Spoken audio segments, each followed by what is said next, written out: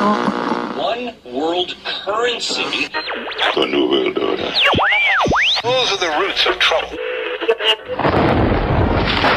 I imagine that right now you're feeling a bit like Alice, tumbling down the rabbit hole. Let me tell you why you're here. You're here because you know something. What you know you can't explain, but you feel it. You felt it your entire life. That there's something wrong with the world. You don't know what it is, but it's there, like a splinter in your mind, driving you mad. It is this feeling that has brought you to me. This is your last chance. After this, there is no turning back. You take the blue pill, the story ends. You wake up in your bed and believe whatever you want to believe. You take the red pill, you stay in Wonderland, and I show you how deep the rabbit hole goes. All I'm offering is the truth, nothing more. For we are opposed around the world by a monolithic and ruthless conspiracy that relies primarily on covert means for expanding its sphere of influence, on infiltration instead of invasion, on subversion instead of elections, on intimidation instead of free choice, on guerrillas by night instead of armies by day. It is a system which has conscripted vast human and material resources into the building of a tightly knit, highly efficient machine that combines military, diplomatic, intelligence, economic, scientific, and political operations.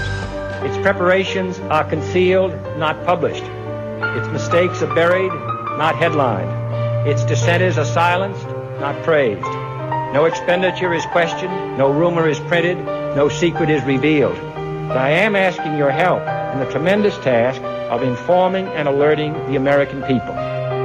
And now, welcome to another episode of Down the Rabbit Hole.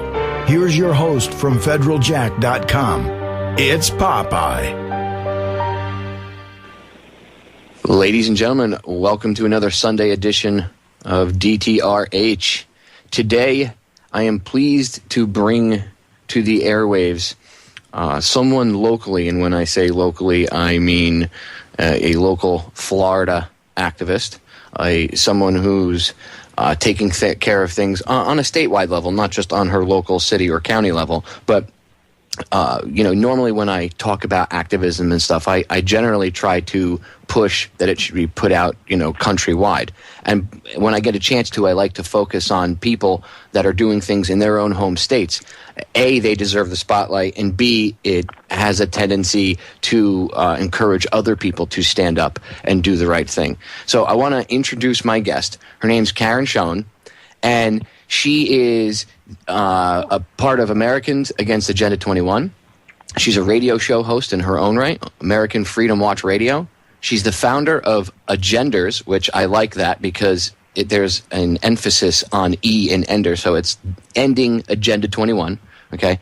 Agenda21today.com. She's the director of the Florida Panhandle Patriots, chairperson of Save America Foundation, and co-chair of Florida Assessment Committee on Educations and Citizens for National Security. Karen, welcome to the broadcast. Thank you so much for having me on today, and it is wonderful to be talking to other people who are fighting the good fight along with us, because this is huge. This is a biggie, and it's just wonderful. Thank you so much for having me on. It is definitely a big issue. People don't understand how big Agenda 21 is and how it actually is connected into the entire educational system, your food, your water, your living space, everything. Everything is controlled under Agenda 21, and the dumbing down of our children is part of this larger grand plan. I don't think people can understand it. I think that's too big of a conspiracy. It is, and let's start at the top. First of all, nobody's supposed to know about it. How do we know that nobody's supposed to know about it? Because they tell us. In the 70s, David Rockefeller made a speech in front of the 80s, made a speech in front of the press club, and he thanked them for not exposing his environmental agenda, because if the people knew about it, they might be frightened. So right away we know we're not supposed to know. G. Gary Lawrence, who was the communications director under Bill Clinton, made the statement that when Bill Clinton signed the President's Council for Sustainability, that executive order, he told Clinton, if we tell people that this is a UN agenda, they will not accept their local officials allowing this to come into their communities, so therefore let us call it something else. So they coined the phrase smart growth or resilient planet or future Earth or Millennium 2000 or sustainable America. So they have a lot of words that they use interchangeably with Agenda 21. So if you go to your local official and you say to him, you're implementing Agenda 21, they will get to say to you, no, I'm not. And I don't even know what it is. So how can you say that? That's what they do. They are master crafters of language. You're right, because I've mentioned Agenda 21 at city council meetings in the past, and they look at you like you have 6 heads. And I'm like, you realize what you're pushing is part of this Agenda 21. No, you're what are you talking about? I've never even heard of that. Of course, you might never have heard of it because they changed the name and it doesn't sound like Agenda 21, but that's what it is. And you're right. These local city councils have no clue, and they're supposed to defend us from this crap. Exactly. And this is not a new thing. This is actually a regurgitation of an old agenda which the communists, the Marxists, the fascists all kind of got together. And they realized that in order to control the world, because that's what this is all about, this is not about the environment, it's not about poverty, it's not about saving humanity and eradicating diseases, and it's not about making sure that no one is hungry. This is about money, power, and control, and nothing else. That's all it's about. So in order for them to get us to that spot, what they have done is, in the Communist Manifesto, there are a variety of steps that they go through. One of the steps is divide and conquer. The best way to do that is to put labels on people, which they have done very successfully. The African American, the Hispanic American, the Jewish American, this American, that American. It's never an American. So right away, folks, I tell everybody, drop all of the adjectives and we're Americans. That makes it difficult for them to categorize us. But then they take the same word and they will use it differently as a different definition for each of those groups, making it almost impossible for us to talk to each other. Because if I talk to you about sustainability and it means one thing to you and it means something else to me and it means something else to somebody else, how can you have a clear conversation about sustainability if nobody has a clear definition? So that's another trick I tell everyone. When you are speaking to anyone, especially an elected official, define the words in advance and say, okay, sustainability is. We're going to agree to that today, so for our future conversation, that's what it's going to be about. And that's how you counteract some of the things that they have put in place, because this is an egregious proposition that is being forced upon the world. And it is a concerted effort and goal to bring the world into a one-world government with a new world order controlled by the United Nations. That's where all of this is going. Yep, exactly. And we need to educate ourselves first about what it is, because if you don't realize how vast this thing is and how every little aspect of our lives are touched by this, you won't be able to fight it, because you're not fully aware of the size of your enemy and the far-reaching power that this thing is going, all the way down at the local levels. And again, you have these local people that think they're doing the right thing. A lot of them, some of them might, you always get one or two people that are in it just for petty power or anything like that. But a lot of these people literally think they're doing something that's generally not bad or negative for the community, and it'll benefit it in a positive way for the whole community. They really believe this stuff. A lot of them don't realize what they're implementing whatsoever. Well, that's why I go back to Agenda 21. Think about Agenda 21 as either a giant, let's take it as a giant jigsaw puzzle or a spider web, but let's focus on the jigsaw puzzle piece first. Here's this giant jigsaw puzzle that they don't want anybody to know what it is, but they want it to be implemented. So how are they going to go about doing that? Hold on, Karen, I'm going to pause us because we have a break coming up really quick. Oh. So, ladies and gentlemen, we'll be back in a few minutes. Don't go anywhere to hear more of my interview with Karen Schoen. You don't want to miss this. Agenda 21, education, schools. We're going deep. Stay tuned. Ladies and gentlemen, we are back. My guest today, Karen Schoen, has been talking about Agenda 21. And we're going to be getting into education and everything else and explain how all of this dovetails with each other. Trust me, it's deep, ladies and gentlemen. It's real deep. But going into the first break, we were interrupted. And Karen, you were about to make a great point about how vast this thing is and how it's like a huge puzzle, and all these different aspects of it are pieces to this huge puzzle. So go ahead, the floor is yours. Well, they are exactly that. Agenda 21 is 300 pages with over 4,000 regulations to control every aspect of human activity. Now think about that. From that was born about 2,000 to 3,000 NGOs, non-government organizations, that we the people pay our hard-earned tax dollars to, so that they can turn around and inflict hurt and pain in restrictions of fees and taxes and fines, with the ultimate goal of stealing our property, destroying the middle class, and capitalism. Now, how do I know that? People say, oh, Karen, how do you know that? Well, I listen to their words, and I listen and I read who the people are that put this together and what they have said. This was put together by a gentleman by the name of Maurice Strong. He was, at the time, the Secretary General of the United Nations, and he said, and I quote, "In order to save the planet, we must destroy capitalism," end quote. So what are their plans and intentions? To destroy capitalism. So if you know that, and you understand that, then you can understand where they're coming from.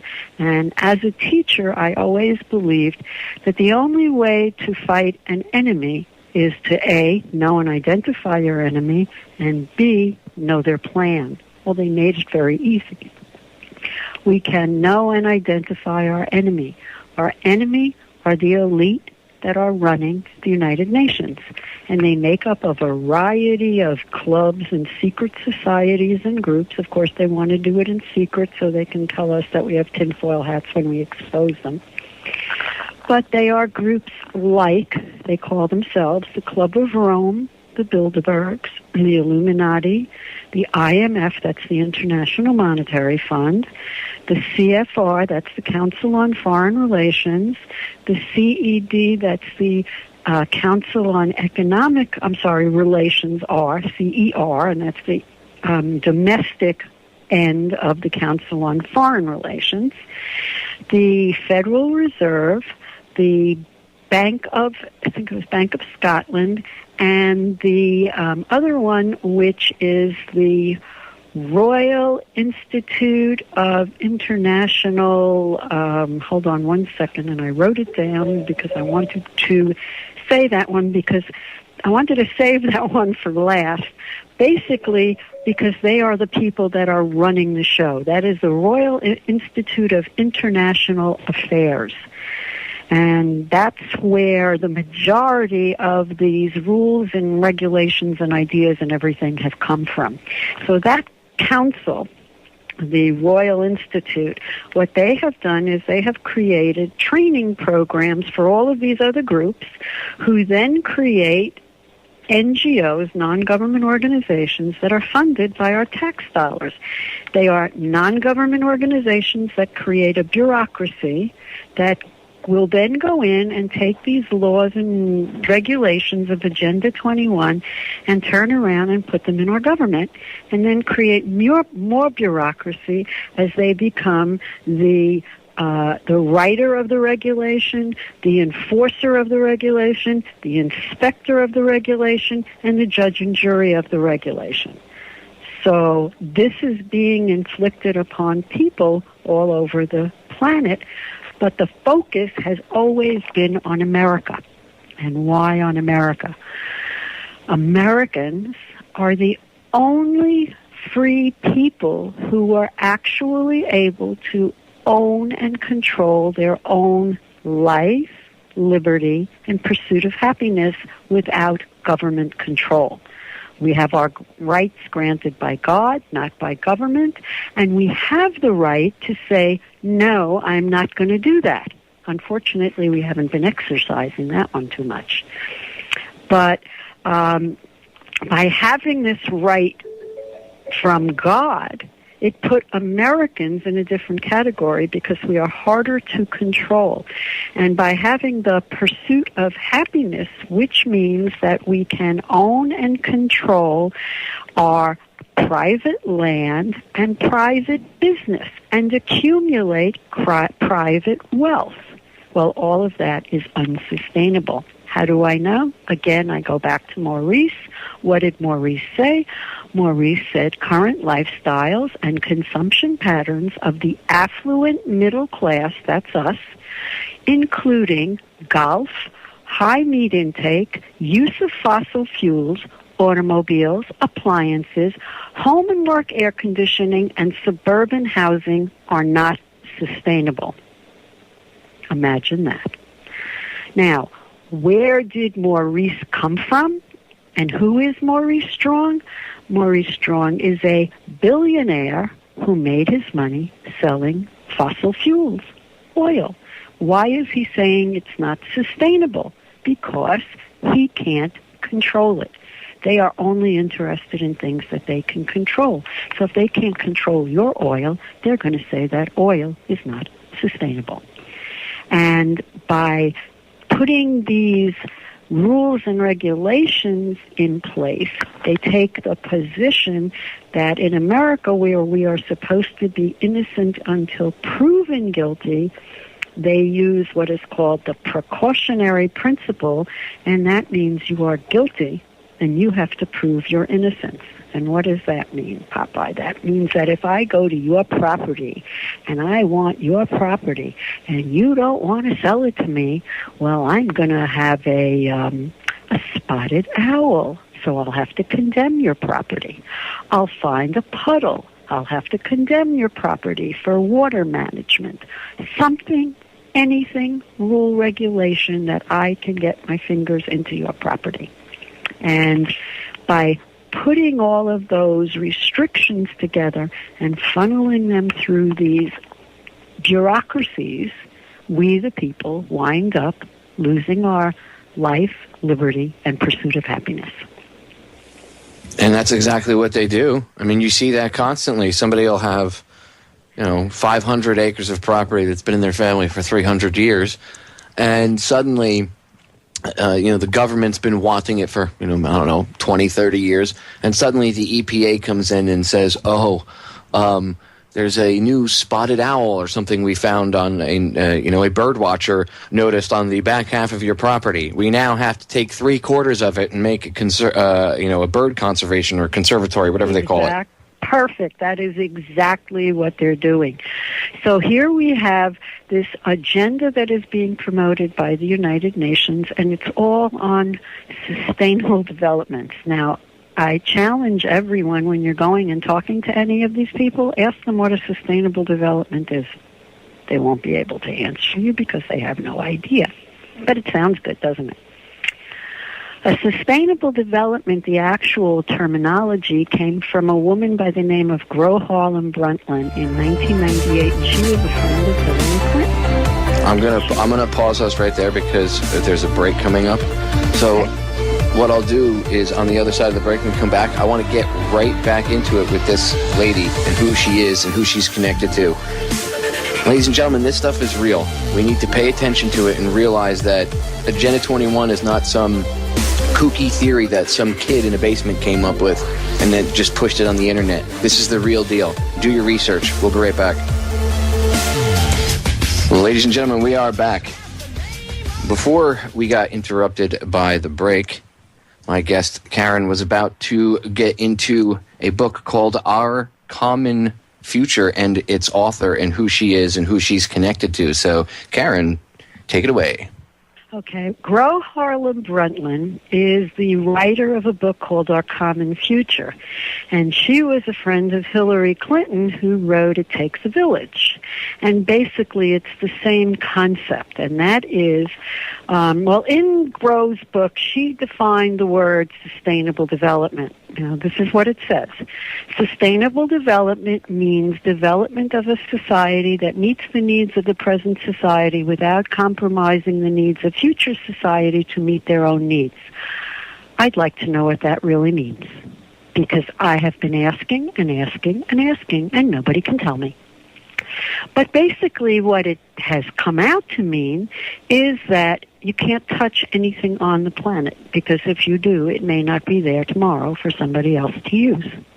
And as a result of that, instead of improving, which is what we in America have done, we do abstention, which is do not touch anything, and therefore there will be no growth, there will be no future, there will be no forward, there will be no anything, because people are not allowed to touch.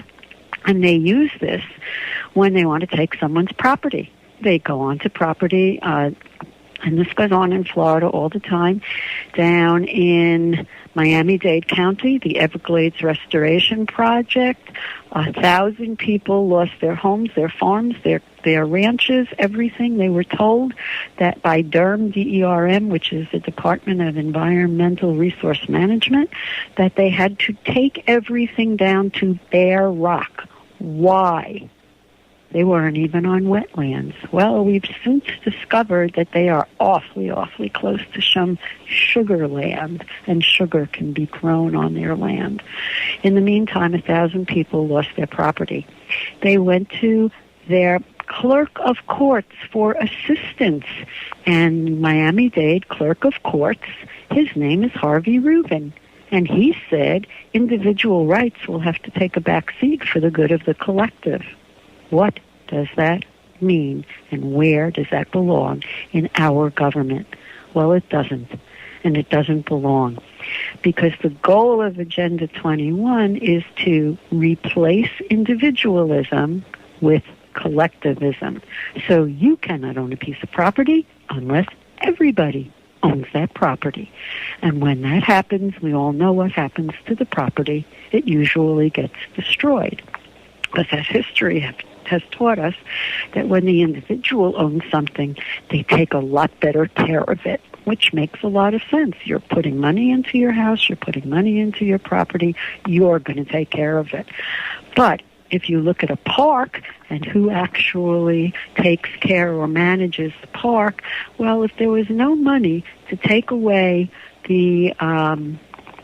if there was no money to repair the park or clean the park or take care of the park, do you think all the people in the community would come in and they would clean up the park? Well, history shows us they don't do that. So individuality is always a front runner for success. So why do they not want us to have individuality? Because this is not a program that is designed to breed success.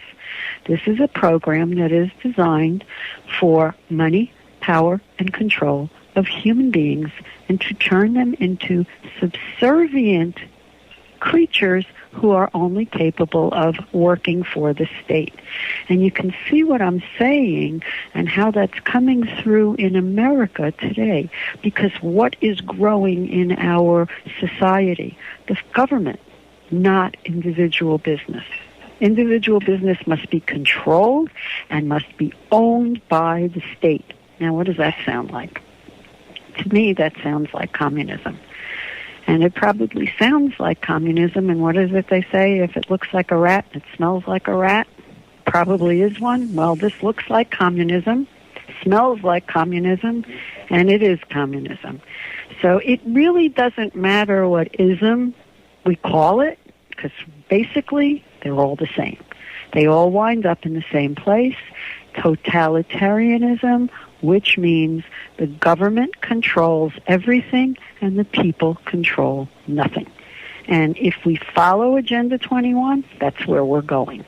So that is the purpose. But now how are they going to get a whole bunch of free people like Americans to give up all of our rights and freedoms so that they can take them in a revolution where they'll never have to fire a shot? How do they do that? Well, they're very smart, and they learned that if they can create a crisis, the people will scream for the government to come in and alleviate that crisis, and therefore they will have the government taking over the place of freedom and liberty from the people who will be willing to give up individual rights and freedoms just for safety. So let's remember what Ben Franklin said, and he said, people who give up freedom for security have neither. And that's where we are right now. So we have neither. And all we are doing is giving up our freedom and security. How did that happen? Think back. What was our crisis?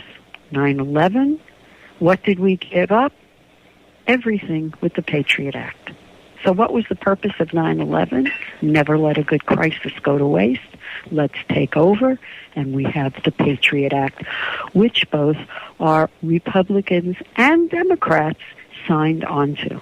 So now let's think, who's running this show? Certainly not the Republicans and the Democrats, and they're not, because above them is this group of elite that I just explained before that have come from all of these different committees, and they are the ones that are running the entire show.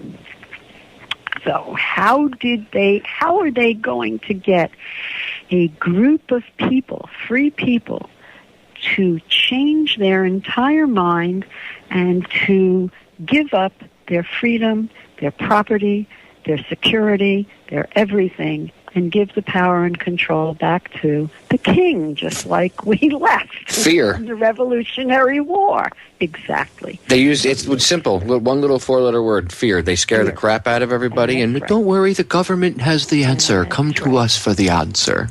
That's right. And what did Obama just spend the last 4 days doing?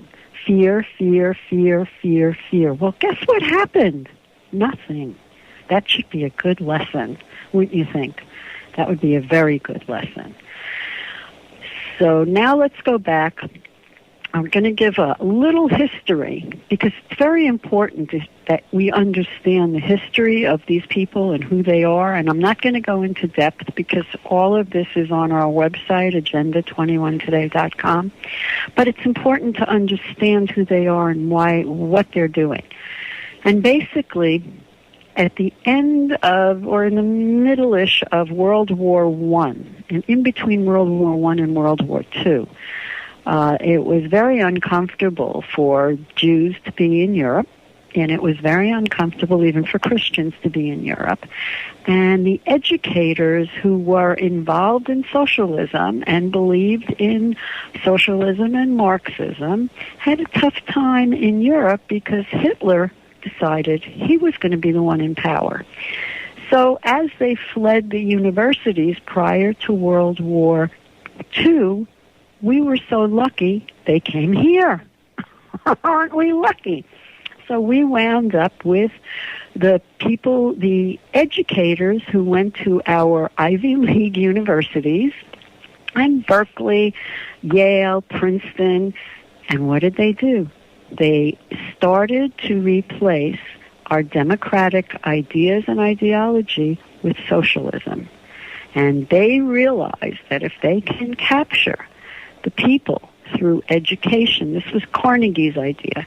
Carnegie wrote a book, and he talked about how to take over people's minds, how to institute mind control without war, because prior to Carnegie, the only way that you could control a group of people was by winning a war. And that was becoming costly and expensive, although they were financing both sides of the war, so it didn't matter who won. Yeah, but eventually people get tired of war, so you have to think of a new way to control people.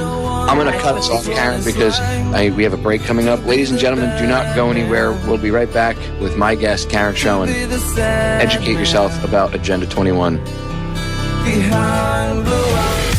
Ladies and gentlemen, we are back.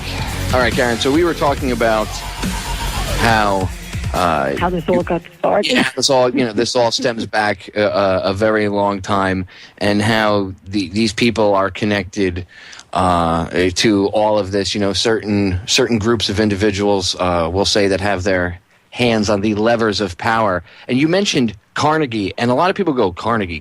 Where have I heard that name? The I would say millionaire, if not billionaire, steel industry owner. Yes. I'm sure if anybody of the older generations knows who Carnegie is, the younger generations may not, because the education system is about as good as a porta potty nowadays. But he is. This is one of these men and families, bloodlines of power that go back many, many years, and it's these type of people who funded both sides of World War I, World War II. I mean, this goes back even to before that, even to the Napoleonic Wars. But without going all the way back then, so you were talking about Carnegie. Okay, Carnegie. Who is that? Who is that Carnegie? So. Listeners, you can jot this down. There was a great show on the History Channel a couple of months ago, and it was called The Men Who Built America, and I strongly suggest that you all see it. Now, it was a Hollywood version, so a lot of it is missing, but there was a lot of good stuff in there. And in there, you learn how Rockefeller, John D. Rockefeller, what they did to get the power, and how they crushed the little people in order to get that power, and how they put other businesses out of business, and how they manipulated, and how they even bought a presidency. And they are the ones that got together and decided that they needed to control the world and come up with this new world order with this one world government. And Carnegie actually wrote a telegram to Wilson and asked Wilson if he could prolong the war because he wanted to study the effect on humans as to mind control so that they could come up with other alternatives so that they wouldn't have to entertain going into war because war was expensive since they were financing both sides of the war. And they came up with the thing that if they controlled education, they could control the world, and that's exactly what has happened. Now, in order to do that, the first thing they had to control was the money. So on an island off of the coast of Georgia called Jekyll Island, a group of these men who you discussed, Carnegie, Wahlberg, Morgan, Rothschild, Rockefeller, Roosevelt, all the affluent billionaire people, the King of England, there was the King of Spain, I believe, also, all part of this group. They met secretly, and there is a wonderful YouTube and book by a gentleman by the name of G. Edward Griffin, and that book is called The Creature from Jekyll Island. And in the middle of the night, they wrote the Federal Reserve Act. And in the middle of the night, just a Christmas Eve, lame duck session. I think there were 4 senators in the hall. They passed what we are now suffering with today, called the Federal Reserve Act. Now, what did that do? It took the power of creating money out of the hands of Congress, which meant that it was in the hands of we the people, the people's house, and put it in the hands of a private corporation who now is controlling our monetary system. And what they have done after that is total destruction. The dollar has lost its value, up to 95% of its value today from what they have created.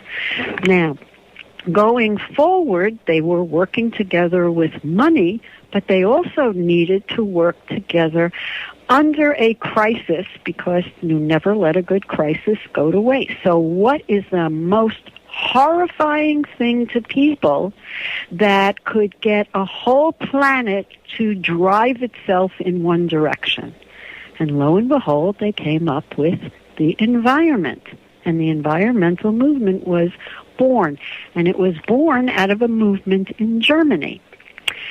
The Germans were agrarian. They were farmers. In the inner cities were the industrialists, who, by the way, happened to be German Jews. The Hitler riled up the German farmers and environmentalists, claiming that the Jews were the pollutants of the planet and we were all going to die because the Jews were polluting the planet. So that's how the whole movement got started. Sound familiar? Now we have that movement as the movement to corral the planet because everything now is being done under the terms of saving the planet. Same idea, just on a massive scale. Yep. The same thing, just escalate it and make it bigger. Right, and instead of actually one race, it's humanity as a whole that is now the germ that needs to be cleansed from the planet. Exactly. It is humans are the enemies of the earth. And they say that over and over and over again. And the horrifying thing is that our children are learning that, which is, to me, as a former teacher, why they feel that there is no problem with picking up a gun and killing people, because they're the enemies. So if you're taught that humans are the enemies and it doesn't mean anything if they're dead, then you don't think anything about picking up a gun and killing them. So that's the mind control that this is all about. Well, the Rockefellers wrote what was called the Unfinished Agenda. So they started it, and Rockefeller gave the land for the United Nations, and they built this shrine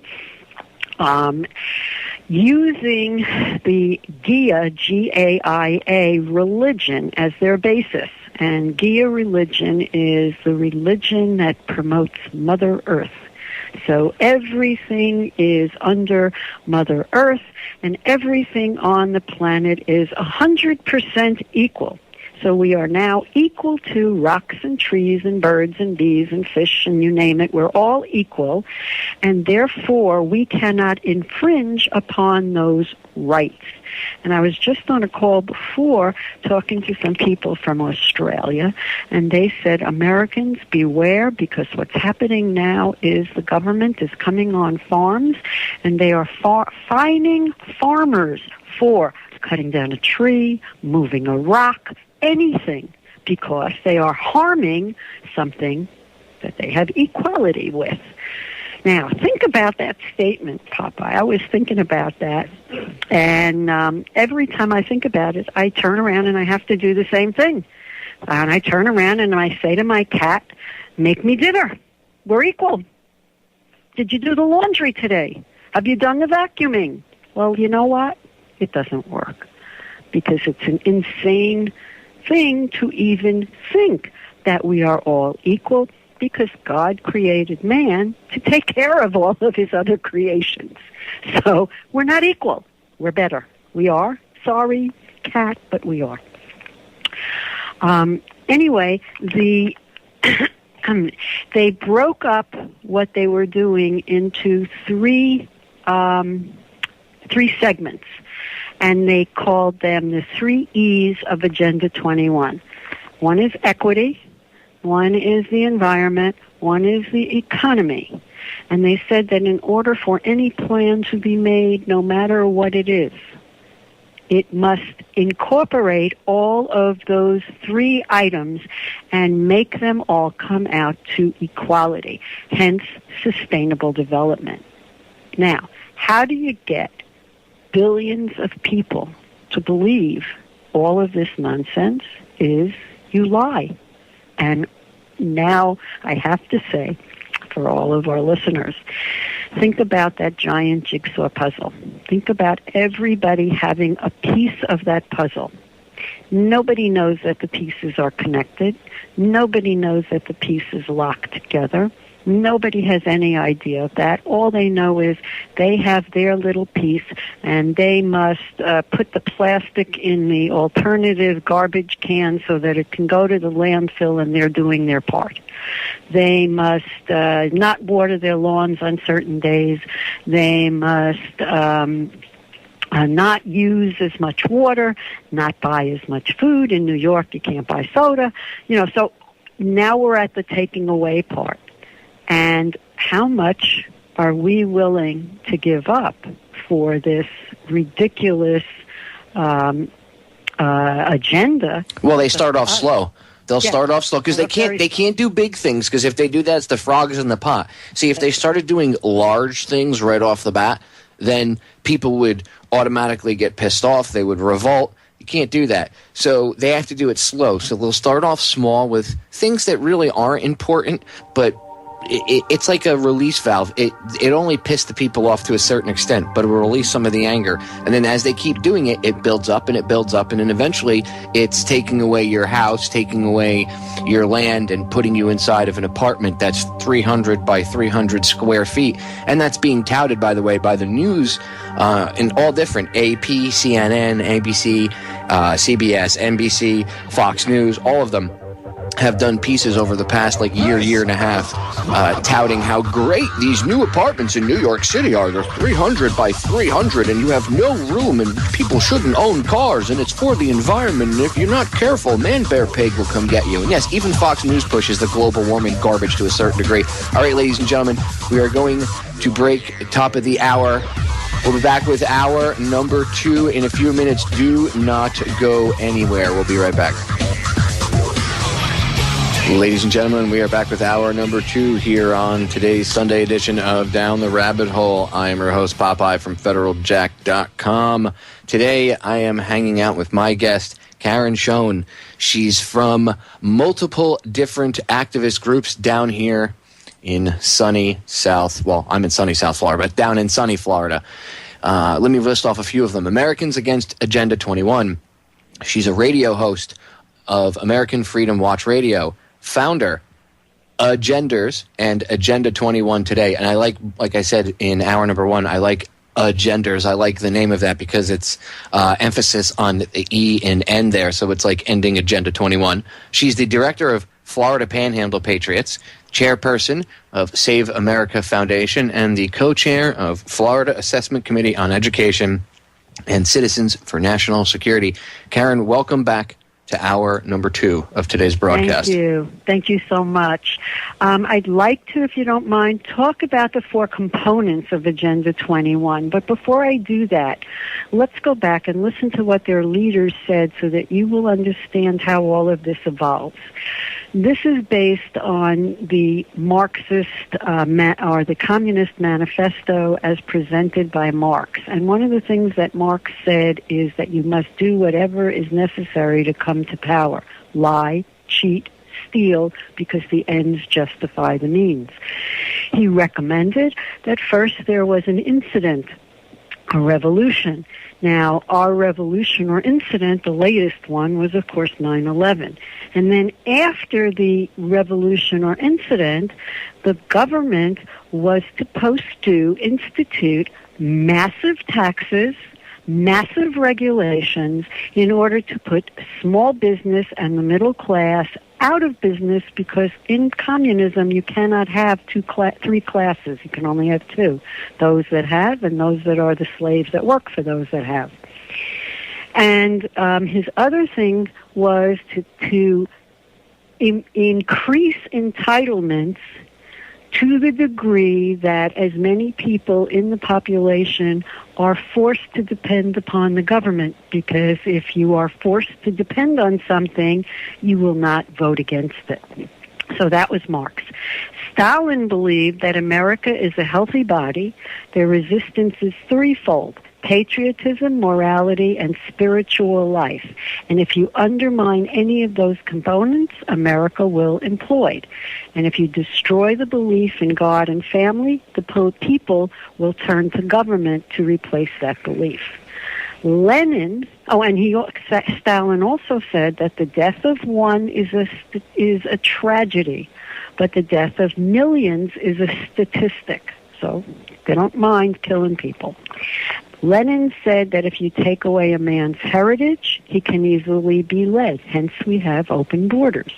And Cloward and Piven said if you overload the system, it will fail and implode upon its own weight.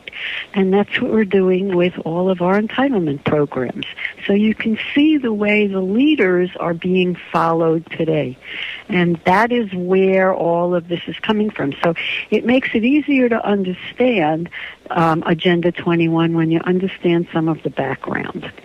Now, in 1992, George Bush, 41, went to a meeting in Rio, and he sat on Prince Philip's yacht along with the other elite leaders, and they all signed on to Agenda 21. And you can go and Google on YouTube, on YouTube, go to George Bush talking to Congress he didn't talk about Agenda 21 because it didn't have its name then. What he was promoting was a new world order, and that was the speech that he gave about the Gulf War, and he told Congress that there would be a new world order. You can also Google Nancy Pelosi, and she also spoke to our Congress about the implementation of Agenda 21. Well, when Bush came back after signing this agenda, which, by the way, wasn't written, another one of these things that we'll sign it first and then see what's in it later, in order to implement it, they had to work within the biodiversity spheres. And those biodiversity is the integration of animal life and humans, and they followed the patterns of the animals throughout America and drew a map and determined that they could put Americans into cities, sustainable developments, and keep at least 50% or more of American land off and rewild it.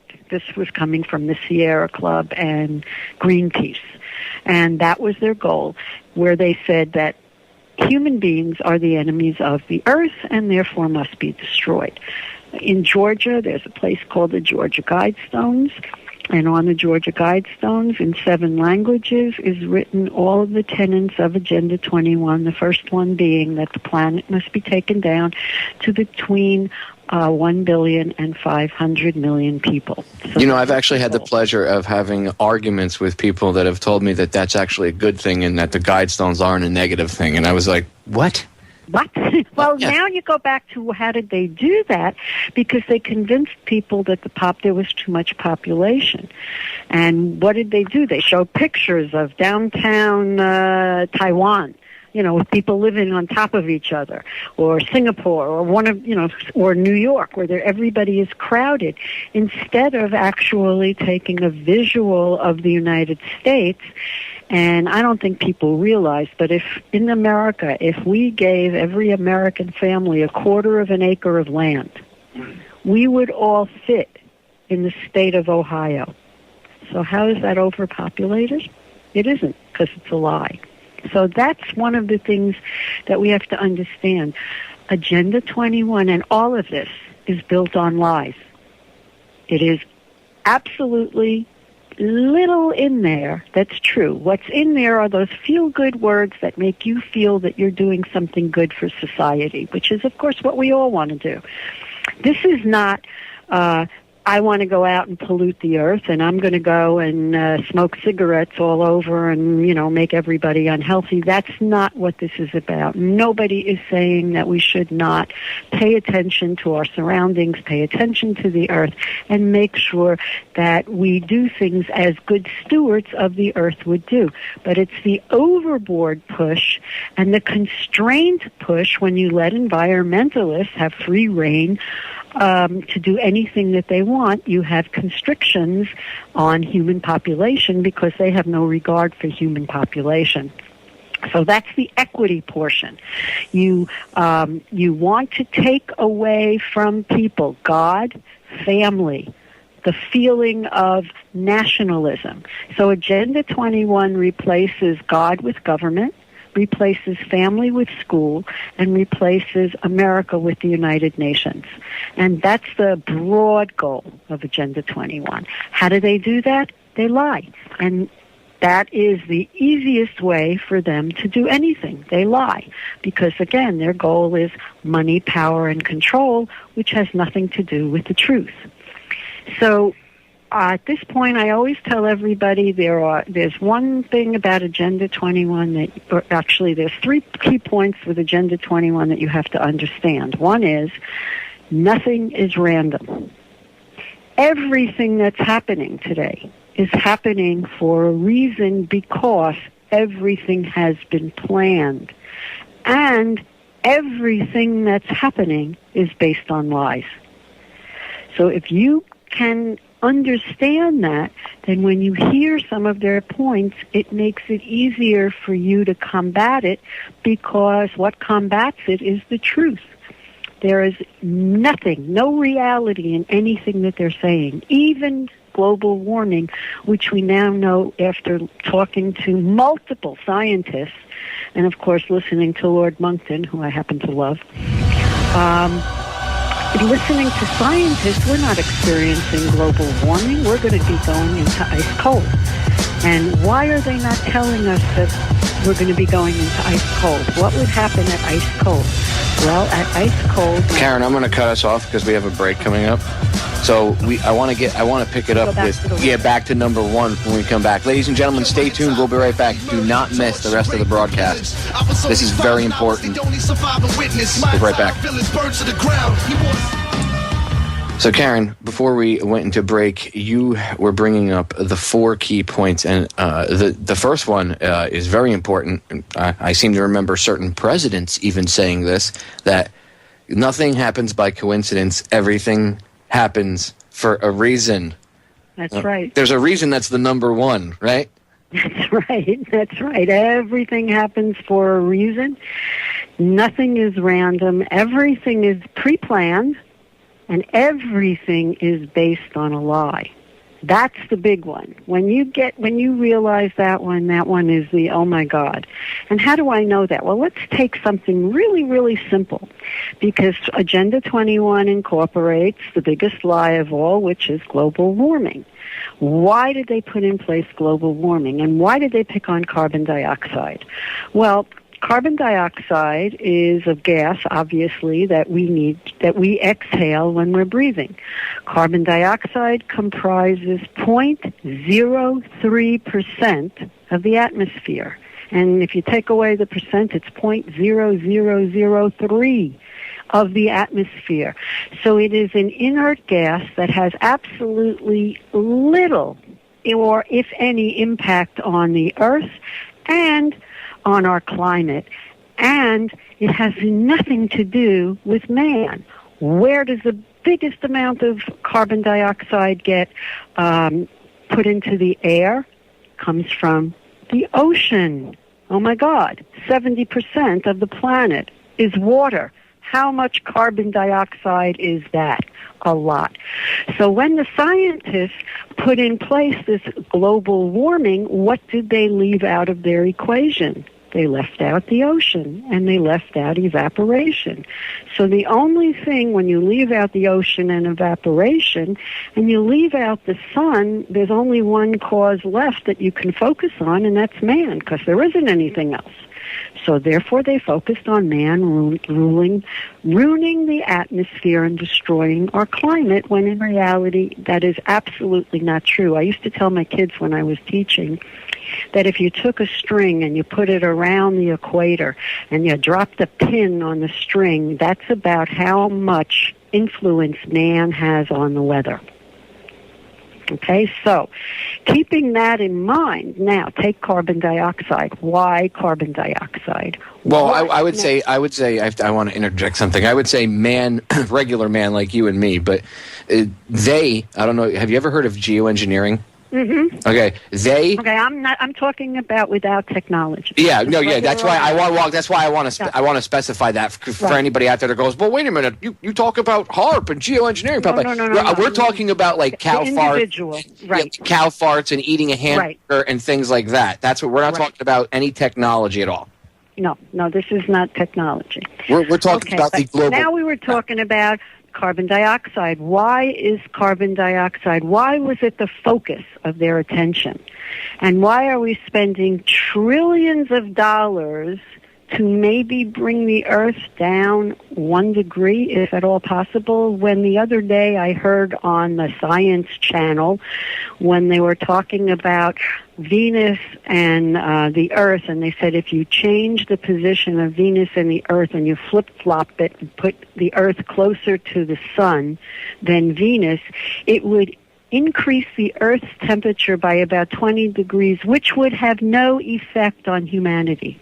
Have no effect on humanity, and yet we are spending trillions of dollars to maybe bring down the temperature of the Earth less than 1 degree. So this is not about saving the planet, and it has nothing to do with the environment. It has to do with money, power, and control. But then let's go back to carbon dioxide for a second. Why carbon dioxide? What needs carbon dioxide on this planet? Plants, our food. If there is no carbon dioxide, guess what? We will not have food. If there's no food, then there can be a food crisis, a food shortage, a crisis.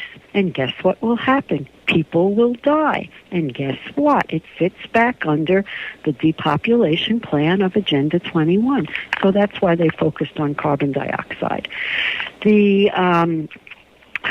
The lies of global warming are unbelievable.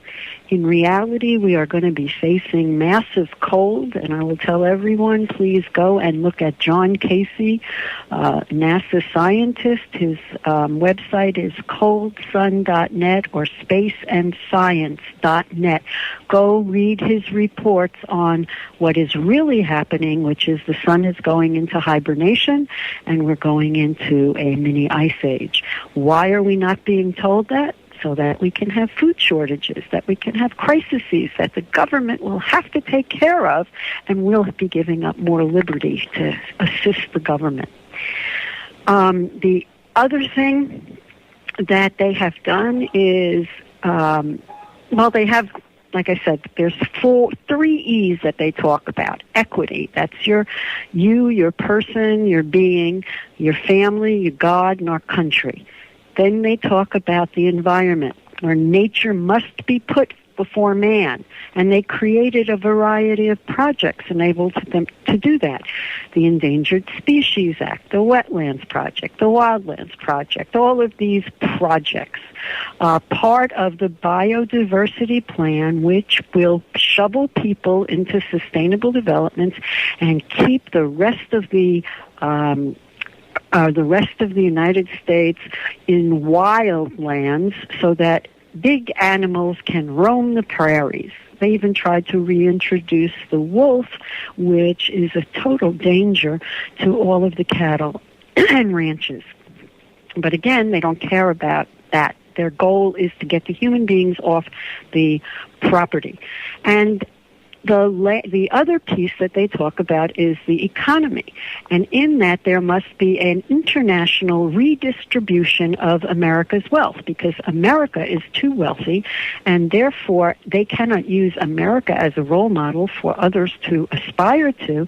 America must be brought down so that America will be a third world country just like everybody else, with nothing special, with nobody in any other country being able to point to America saying, I want to be like them, because everybody must be the same.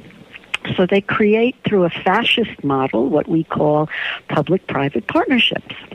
And that's a really neat thing. The way that works is let's say I am from the Sierra Club and I have decided that I see a great piece of property that I want. So I'm going to go to my elected official and he's going to write a rule that's going to make me be able to get that piece of property.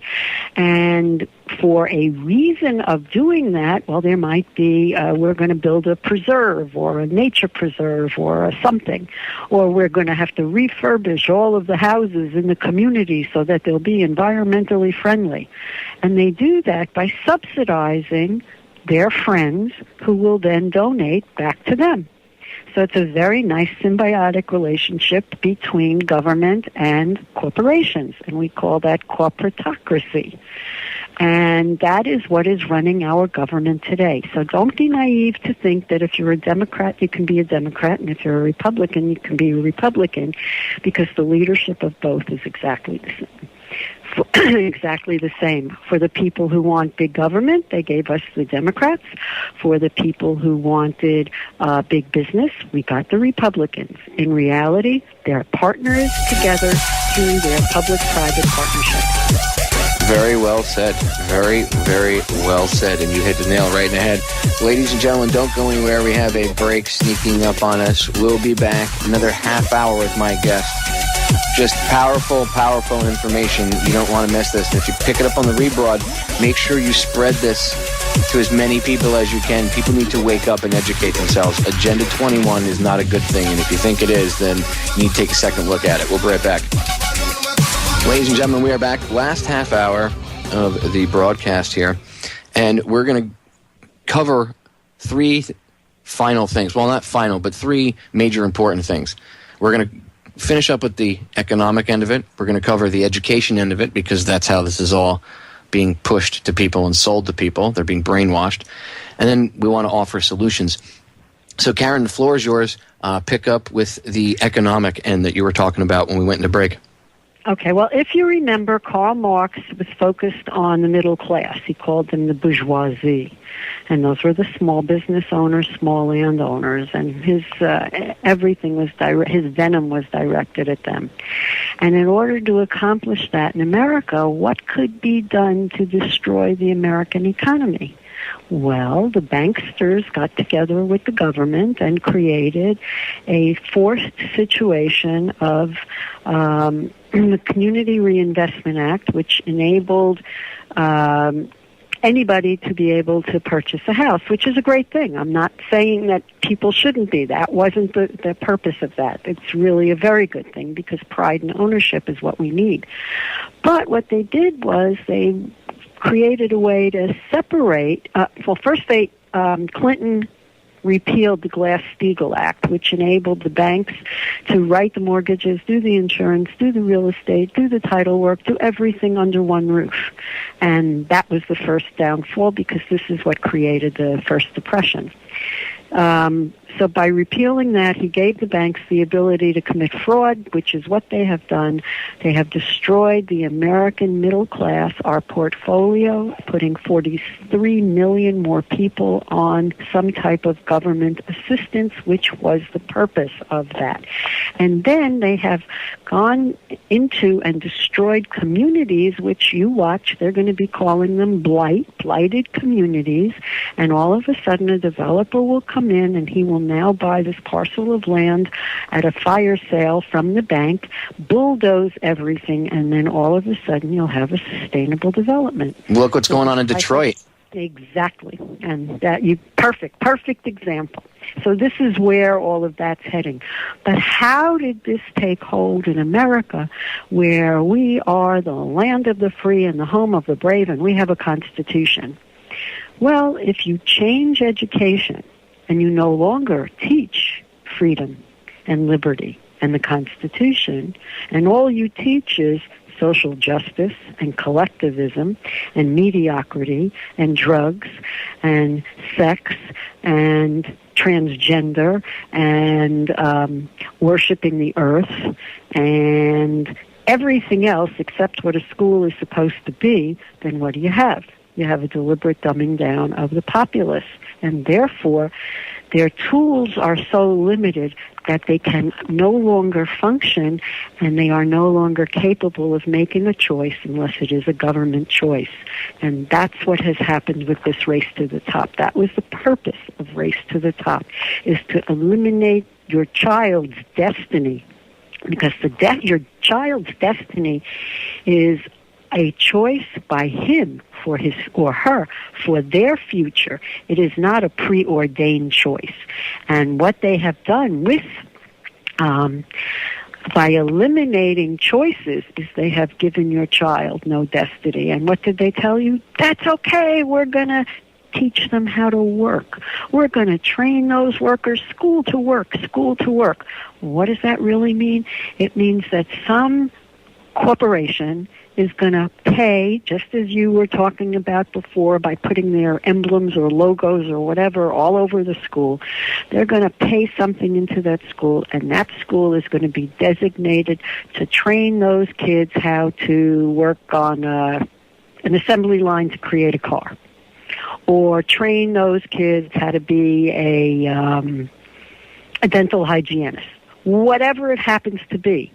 The training of your child is going to be starting in kindergarten, because now they're taking away the books, which is a total disaster, total horrible. We cannot allow that to happen for two reasons. One, we have no idea what our children are reading, and two, it's so easy to manipulate history. Remember what Michelle Obama said? Well, we might have to change a little history. Well, how do you change history if it happened? Well, you can eliminate it just by a few keystrokes on a computer, and all of a sudden that chapter is gone, so nobody knows about that person, and nobody knows about anything else. So our parents have no idea what their children are learning, and as a result, what they are learning is to be a mediocre bobblehead that is capable of pushing a button for some business. That's their education. And they cannot make a choice. They're incapable of making a choice. I gave a talk like this to a group of young college kids, and at the end I asked a question about our founding fathers. And I don't remember what the question was, but it was which founding father did something. And one of the girls in the class raised her hand, and she said, "I can't answer that question." And I said, why can't you answer that? That's what we just spent the last 20 minutes on. And she said, "No, you don't understand. You didn't give me a choice of 4, so I don't know who to choose." That's what we're doing to our kids. That's what testing is about. That's the purpose of it. It is to indoctrinate, because all the kids do is they learn the values. School is no longer a place where truth is taught. In 1998, at the Governors Association, a woman by the name of Shirley McCune, she was under George Bush 41, and Bill Clinton was the president of the Governor's Council, and she went and said, "We are now going to have a new form of education in America." Now, mind you, this was going on for years, but she actually made the transformation. She said, "Our students are human capital." What does that tell you about them? What do they think of the kids? They're only good enough to be able to work. The education's purpose is to train the students to work. That was her first statement. The second statement, the purpose of education is to transform society from individualism into collectivism. In case anybody doesn't know that, that means take away your freedom and make you create a communist totalitarian system. And fact-based education is no longer the primary focus of education. We will base our education on values. My question is, whose values? And why are values a part of education?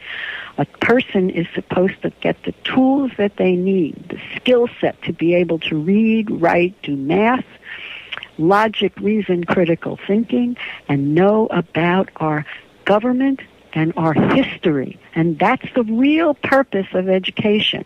Not to feed the kids 3 times a day or 2 times a day, not to be their psychiatrist, not to give them drugs, not to train them to be druggies. That's not the purpose of school. There was only that purpose of school was reading, writing, arithmetic, the values, to be able to come to logical conclusions, and to learn about the history and civics of our country. And that's it.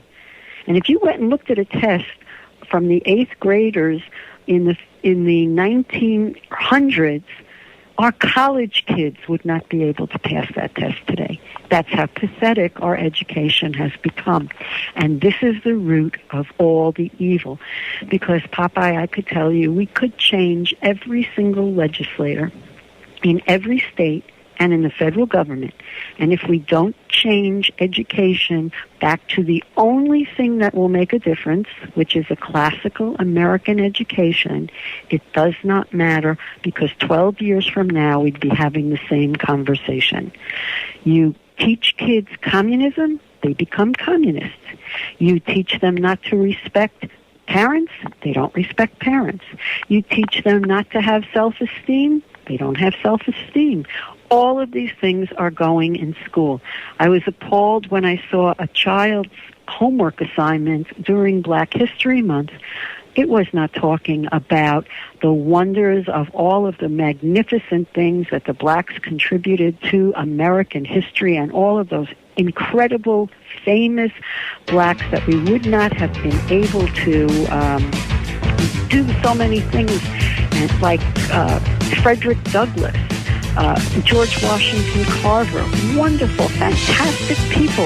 Would have never known anything about them. I'm gonna pause us right there because we have a break coming up, Karen. But I wanna pick back up on this when we come back, because this is an important point. Ladies and gentlemen, don't go anywhere. Last segment coming up. All right, ladies and gentlemen, final segment. And going into break, Karen and I were talking about the educational system. And she had brought up Black History Month and how Black History Month is altered. In fact, she was using it as an example. I've brought up the JFK assassination, how I've met people that didn't even know Kennedy was shot in the head. They were told that he just died in office, and Johnson, moved in and so on. We went to Vietnam, and they left out that whole huge portion there.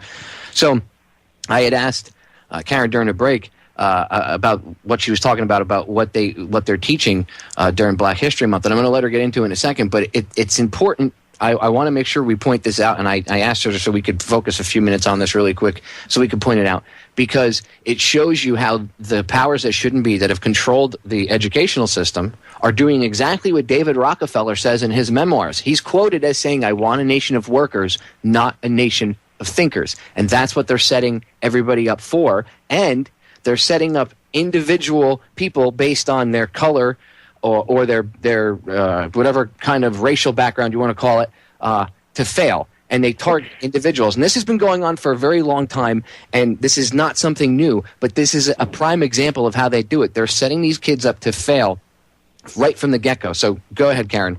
Okay.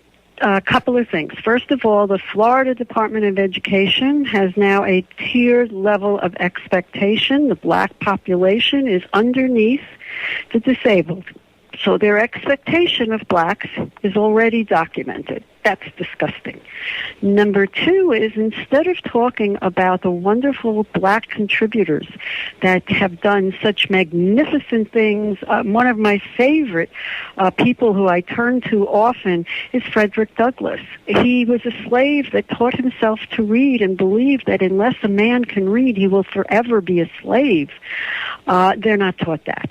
What they are taught and shown are pictures of blacks enslaved, pictures of blacks in industrial, horrific industrial factories, with captions of the whites have done this to the blacks, they have done this on a continual basis, the blacks will always be discriminated against in America, and basically the whites hate the blacks. Now, if you learn that as a child, Hate is an emotion. An emotion must be something that's learned. It's not something that you're born with. It's something that you have to learn. They're teaching this in school. It's the same thing that they're doing to the kids when they're really teaching them how to do drugs. They're getting conditioned how to use drugs, and instead of promoting reading, writing, and arithmetic, and letting the child learn on their own and make their proper choices, they're having classes about drugs. What happens when a kid hears, well, drugs are bad, but don't do drugs, and if you do, don't make sure you don't share a needle. I can honestly tell you, what kind of stupidity is that? I can honestly tell you, I had no idea what cocaine looked like, or pot, or any of that looked like when I was a kid, until DARE rolled into school when I was in middle school, and that's when they started the DARE program for the first time. None of us knew what crack or coke or any of it. Nor is it necessary. A child should learn how to read, write, do math, gather their skill sets, learn about America, learn about the classics, learn about their family, get their family values and their social values from their family at home, or their church, or their group that they go with. That's not the purpose of school. So schools are designed to fail. They're designed to create dummies. They call our kids human capital, meaning they're only good enough for what they can work, what you can get out of them. And as a result, through these divide and conquer techniques, such as, big one, not learning English. Why don't they want people to learn English? 2 reasons. One, we'll talk to each other. That's the big one. And number 2, English is the language of business. If you don't know English, you cannot conduct business. You are always reliant on someone else. And as Frederick Douglass said, if you cannot read, you are forever a slave. So this is why they don't... being multicultural is a code for divide and conquer. We used to be a melting pot. That was the reason why everybody came here. Not anymore. The purpose of immigration today is to bring socialists into America and keep them divided so they will not talk to each other, and will never learn about what America is about, but boy, will they learn that this brand of socialism called America is wonderful, so they will continue to vote for the Democratic Party, who will give them more free stuff. Instead of teaching, I asked one of the teachers in one of the workforce programs, I said, are you teaching? I said, so you're teaching everybody how to run their own business? Oh, no, that's not the purpose. We're training them how to work. Whatever corporation comes in through the public-private partnership in the entitlement or the empowerment zone, that's what the school focuses on for training. That's what you're condemning your child to be. So Common Core, no matter where your child goes to school, Common Core will be what they learn. And Common Core, I call it Commie-Core, because it takes a child and takes them from being an individual to being a mediocre drone with no responsibility, no knowledge of America, and no knowledge of freedom. And imagine going to school. This is... I explain this. Imagine going to school. You take your child to school in the morning, and then you come back and you pick them up, and every child looks the same. Wouldn't that be horrible? No difference in any of the children. They all look exactly alike. Common Core does not do that to their looks. Common Core does that to their mind. We will have no differences in any of our children. And all they're being taught is that they must be... humanism, they must be equal with the earth, that the earth is God, and that government is the answer. 87% of our kids today are leaving school thinking that government is important, that government runs their life, and that government must take care of them. That is a tragedy. And so what can we do about it? Well, as an individual, the most important thing that you can do is learn the truth, get educated, start having conversations with your neighbors, and act. Action is most important, and in America, we have forgotten how to act because we have become complacent because of what school has taught us. School has taken away our inability to debate, our ability to create, our ability to innovate. So we have to get back to that, and we have to instill that and teach that upon our children.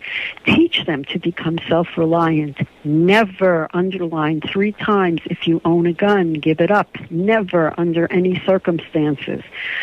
Because the first precursor to domination is elimination of your firearms. So you never want to do that. Call into talk shows like yours. This is a wonderful avenue. But work together with others. And then we go into the group. Work together with others and form groups so that you can go to your school board meetings, go through the books, go through the programs, not books, because I don't even know if the kids get books anymore. Go through the programs. If you have children in school, insist that they bring homework home with them, not on a Kindle or an iPad, but written homework, and then sit and go over it with them. Correct the mistakes and bring the mistakes to the attention of the school board, to the principal. The school board has the ability to say no to Common Core, but nobody knows that. So we don't know the power of our own tools because we're no longer taught that. So you have to go back and revisit the Constitution, go back and revisit, take a couple of classes, learn your rights again so that you can use those rights and work with others to say to your town council, no, you're not taking that piece of land. Prove it. I'm not giving up my whatever. Prove it. So you have to do things like that. You have to also inform, instruct, and educate your legislators. The one nice thing, if I can find something nice about Agenda 21, is that it is so big, so broad, that there is something in there for everybody to hate. So there's one piece that you will just turn your stomach. Find that piece and share it. And share it with your elected officials. Because remember, for the most part, they only got a little piece of that puzzle. They don't have any more knowledge. You have a lot more knowledge than they do. And by being friendly with them and their staff, you will get more than going at them and calling them names, like I have sometimes done. Ask questions. Go to all of these vision meetings. Ask questions. Ask, where is the scientific evidence that has come from? How much does it cost? Who's paying for it? And when they tell you, it's a grant and it's free money coming from Washington, remind them that we're the ones that gave them the free money. Stop taking grants. Stop taking subsidies, because each one of those comes with strings, and each one of those strings will take away more and more liberty. Join us on agenda21today.com. Sign up for our newsletter every Thursday night. We have a conference call. We have a speaker come on, like I just did here, and at the end we have a Q&A. So please join us with that, and then start creating a community newspaper or newsletter. Karen, I'm going to cut us off because we got the top of the hour break coming up. But ladies and gentlemen, go check her out. Go check her website out. Take action on Agenda 21. This is a real important issue. I'll catch you all again on Monday night. We are out.